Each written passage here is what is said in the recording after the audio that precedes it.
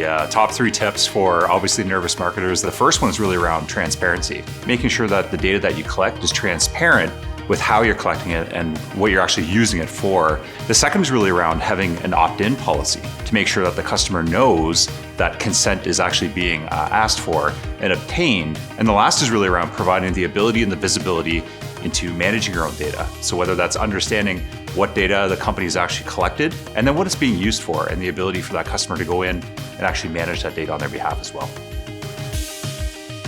The number of fields that you actually present to that customer are really key in both balancing friction and also obtaining consent. And we can use that using things like progressive profiling and obtaining consent progressively over time from that customer to use that data, and additionally build up the profile of the data that we collect from that customer over time. The more fields that you ask, the less likely I think you are as a customer to actually fill out those fields. You'll likely abandon that experience entirely.